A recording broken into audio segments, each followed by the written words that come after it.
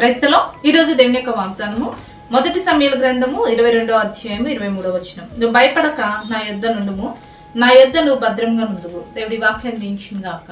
ఆమేన్. అవునండి, దేవుని యొక్క వాక్యం సెలవిస్తుంది, నువ్వు భయపడక నా యొద్ద ఉండుము, నా యొద్ద నువ్వు భద్రంగా ఉంటావు. అవునండి, దేవుని ఎదుట దేవుని దగ్గర మనం చాలా భద్రంగా కాపాడబడతామంట.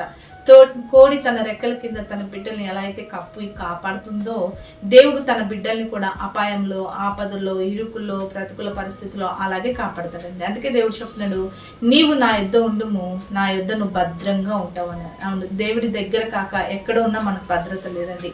ఎవరైతే దేవుని దగ్గరికి వస్తారో, అందుకే దేవుని యొక్క వాక్యం సెలవిస్తుంది, మహోన్నతుని చాటును నివసించేవాడు సర్వశక్తి నీడను విశ్రమిస్తాడంట. దేవుని చాటున, దేవుని దగ్గర ఎవరైతే నివసిస్తారో వారు భద్రంగా కాపాడబడతారు. దేవుని కాదని ఆయనకు దూరమై మనం ఏమీ చేయలేమండి. కాబట్టి దేవుని కాదని దూరమై శ్రమ కొని తెచ్చుకునేవారంక కాక దేవునికి దగ్గరే దేవుడి చేత భద్రంగా కాపాడబడి అన్ని విషయాల్లో తప్పించబడుతూ, అన్ని విషయాల్లో కాపాడబడుతూ, అన్ని విషయాల్లో దేవుని సహాయం పొందుకుంటూ భద్రంగా కాపాడబడదు. ఆ రీతిగా దేవుడు ప్రతి ఒక్కరిని కూడా తన దగ్గర భద్రంగా కాపాడి వారికి సహాయం చేయను గాక. ఆమేన్. ప్రార్థన చేసుకుందామండి. సకల ఆశీర్వాదాలకు కారణభూతుడమైన మా ప్రియ పరలోక తండ్రి, యొక్క ప్రార్థనలు ఇస్తున్న ప్రతి బిడ్డని జ్ఞాపకం చేసుకోండి. ఆయా తండ్రి నీ దగ్గరికి వచ్చి నీ దగ్గర భద్రంగా కాపాడబడి నీ సహాయం పొందుకొని ప్రతి విషయంలో జయించే కృప ప్రతి ఒక్కరికి దయచేయమని యేసు నామములో ప్రార్థిస్తున్నాం తండ్రి. ఆమేన్.